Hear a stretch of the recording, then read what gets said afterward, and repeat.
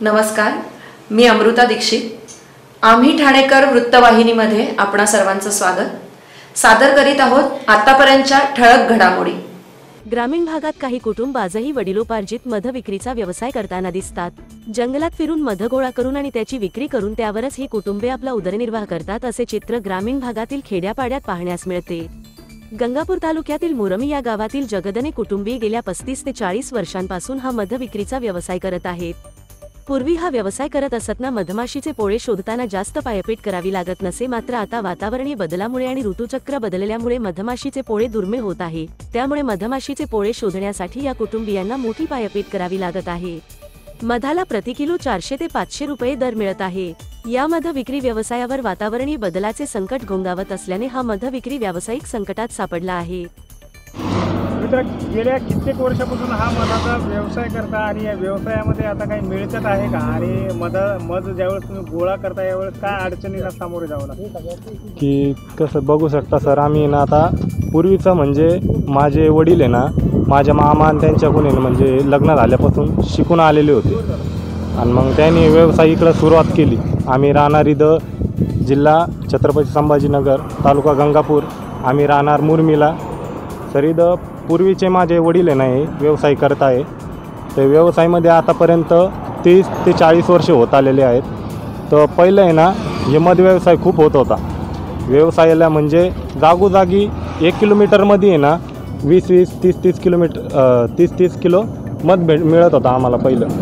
आता असं दुष्काळ कारण झालेलं आहे की आम्हाला आहे ना आता 50-50 किलोमीटरही जाऊन आहे ना हे मध मिळत नाही आहे आता समजा पहिलं कसं होतं, पहिलं सगळं व्यवसायामध्ये व्यवस्था होतं। म्हणजे पहिलं उन्हाळा, हिवाळा, पावसाळा हे बरोबर टायमावर होतं। आता पावसाळ्यात पाऊस आणि उन्हाळ्यात सुद्धा पाऊस आणि हिवाळ्यातसुद्धा पाऊस पडतो आहे। त्याच्या कारण आम्हाला आता या दुष्काळी हे सामना करण्या पडत आहे आता मध व्यवसायाचा। ग्राहकांची या मधाकडे मध घेण्याकडे कशी मागणी आहे? मध घेण्याची मागणी म्हणजे अशी की सर जेव्हा मिळत होता त्या टायमाला आम्ही खूप स्वस्त भावामध्ये देत होतो।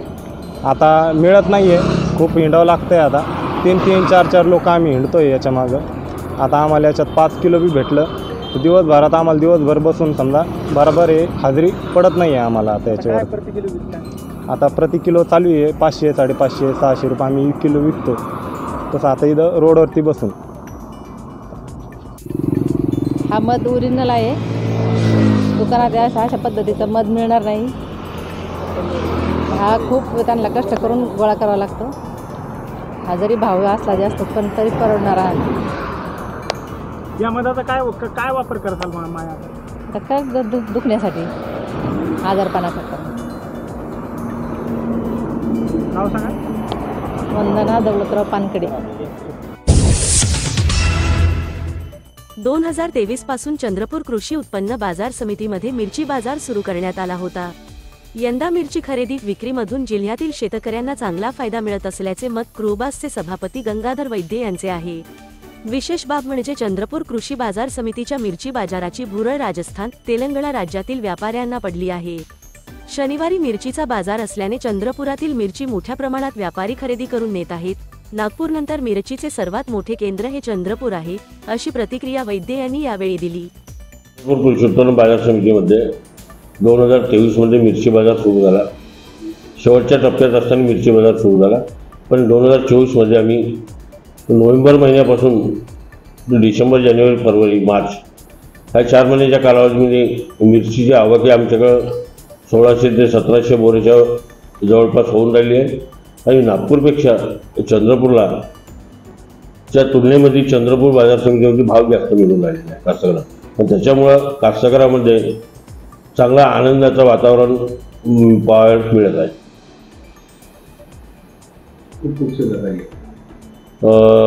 चंद्रपूर कृषी उत्पन्न बाजार समितीमध्ये येणारे व्यापारी हे नागपूर, राजस्थान, आंध्र प्रदेश ह्या प्रांतातून शनिवारी बाजार असल्यामुळे येतात आणि माल खरेदी करून माल घेऊन जातात।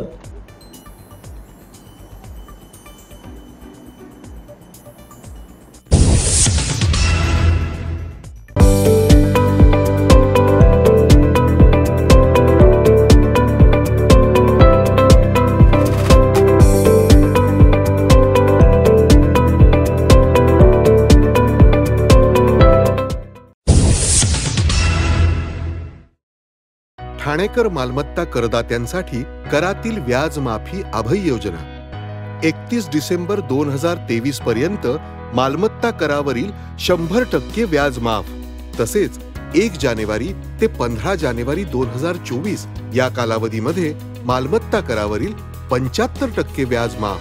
त्याचप्रमाणे 16 जानेवारी ते 31 जानेवारी 2024 या कालावधीमध्ये मालमत्ता करावरील 50% व्याज माफ। तरी सदर व्याज माफीच्या अभय योजनेचा ठाणेकर करदात्यांनी लाभ घ्यावा। महानगरपालिकेच्या कोणत्याही संकलन केंद्रावर कर भरण्याची सोय आहे। ATM, डेबिट, क्रेडिट कार्डद्वारे कर भरण्याची सुविधा उपलब्ध करून देण्यात आली आहे। सोमवार ते शनिवार या दरम्यान सकाळी 10:30 ते सायंकाळी 5 वाजेपर्यंत संकलन केंद्राची वेळ असून करदात्यांच्या सोयीसाठी रविवारी संकलन केंद्र सकाळी 10:30 ते दुपारी 1:30 वाजेपर्यंत सुरू ठेवण्यात येत आहेत।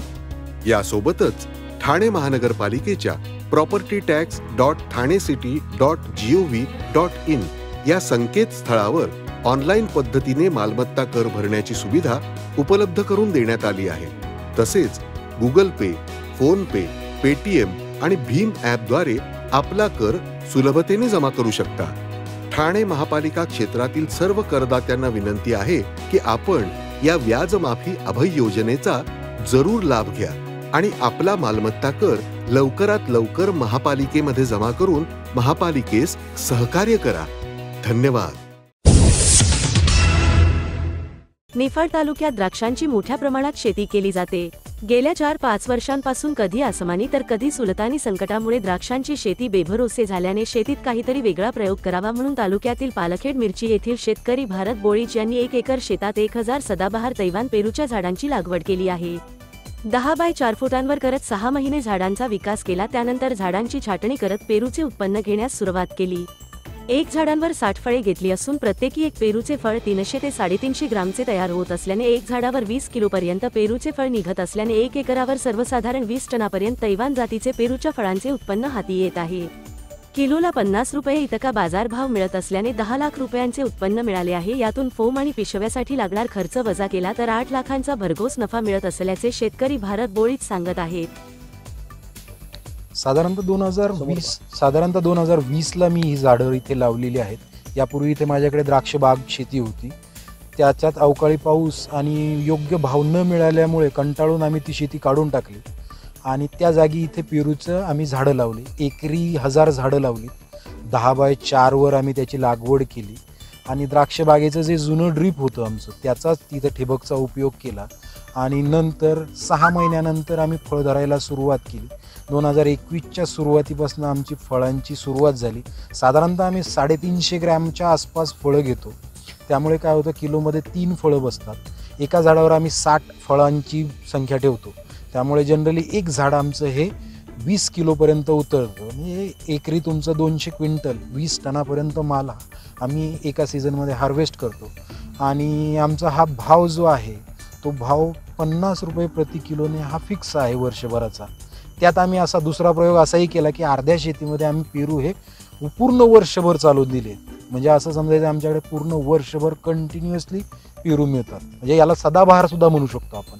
सदाबहार व्हरायटी आहे आणि वर्षभर पेरू चालवल्यामुळे आमचा जो व्यापारी वर्ग आहे किंवा जो खरीददार आहे तो पण कायमस्वरूपी टिकून राहिला। त्यानंतर आमच्या प्रत्येक गल्लीच्या एकाड एक गल्ली आम्ही जनावरांसाठी एक चारा केलेला आहे। तो चारा आम्ही जनावरांना टाकतो आणि जनावरांचं जे शेण आहे ते आमचं ह्या बागेला मिळतं। त्यामुळे आमची शेतीमध्ये कुठल्याही प्रकारचं रासायनिक खत देण्याची गरज पडत नाही आम्हाला। त्यामुळे हे बऱ्यापैकी आम्ही हे नैसर्गिक शेती करतो। त्यामुळे याला एक सुंदर चव पण येते आणि एक सुंदर चकाकी सुद्धा राहते। आणि एकरी 200 क्विंटल जर माल निघाला, 20 टन जरी माल निघाला तरी तो 50 रुपयाने सरासरी 10 लाखांपर्यंत उत्पन्न होतं। याला लागणारा मेन खर्च म्हणजे ही पिशवी आणि फोम आहे। तो जनरली आपल्याला 1.5 ते 2.5 लाखापर्यंत तो खर्च येतो आणि बाकीचं राहिलेलं सगळं जवळपास उत्पन्न आपलं राहतं। याला लागणारे पेस्टिसाइड सुद्धा खूपच कमी आहेत। नमस्कार, मी डॉक्टर पल्लवी नाईक। ठाण्याची सगळ्यात धावलेली गोष्ट म्हणजे ठाणे शहर नवीन संकल्पनांना दाद देणारं शहर। Bharatanatyam therapy for mentally challenged children असा आगळावेगळा विषयही ठाणे शहराने पटकन समजून घेतला आणि इकडच्या सर्व संस्थांनी मला या कामात सहकार्य केलं. माझ्यासारख्या नवनिर्मितीची ओढ असलेल्या कलाकारांची कला ठाण्यात खुलते, रंगते आणि वाढतेही. आणि म्हणूनच रसिक प्रेक्षक असलेल्या या शहरात कलेला, सृजनशीलतेला अधिक वाव आहे असं वाटतं. म्हणूनच मला ठाणे शहराचा सार्थ अभिमान आहे. आम्ही ठाणेकर.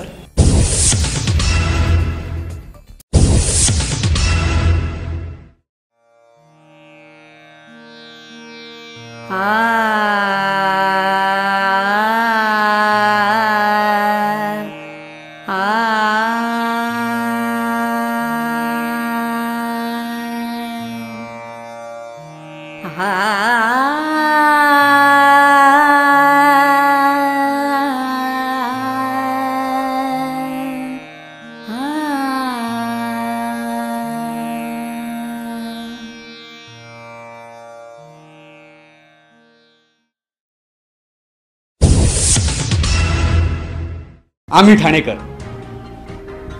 आम्ही ठाणेकर. आम्ही ठाणेकर. आम्ही ठाणेकर. होय, ठाण्यात आम्हाला अभिमान आहे आणि होय आम्ही ठाणेकर.